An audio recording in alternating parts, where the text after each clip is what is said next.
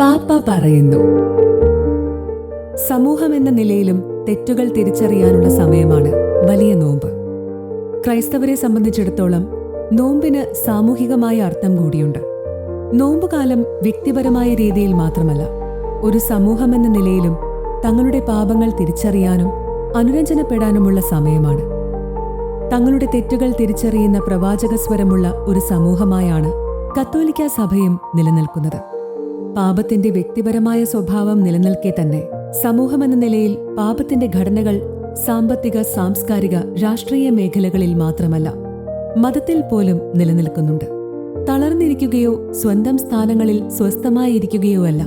വ്യക്തികൾ എന്ന നിലയിലും സ്ഥാപനങ്ങൾ എന്ന നിലയിലും സമൂഹമെന്ന നിലയിലും തങ്ങൾക്ക് തെറ്റുകൾ സംഭവിച്ചിട്ടുണ്ട് എന്ന് ഏറ്റുപറയുകയും അനുതാപത്തിലൂടെ അനുരഞ്ജനത്തിലേക്ക് കടന്നുവരികയും ചെയ്യുകയാണ് പ്രധാനം. നോമ്പുകാലം വിചിന്തനത്തിനും ആധികാരികമായ ജീവിത നവീകരണത്തിനുമുള്ള ഒരു അനുകൂല സമയമാണ്.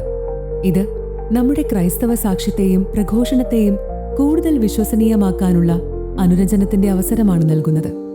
നോമ്പുകാലത്തിന്റെയും ക്രൈസ്തവ വിശ്വാസത്തിന്റെയും സാമൂഹിക മാനവുമായി ബന്ധപ്പെട്ട് നെറ്റിയിൽ പൂശുന്ന ചാരത്തിൽ സഹനത്തിലൂടെയും യുദ്ധങ്ങളിലൂടെയും കടന്നുപോകുന്ന ലോകത്തിന്റെ പ്രാതിനിധ്യവും ഭാരവും കൂടിയുണ്ട്.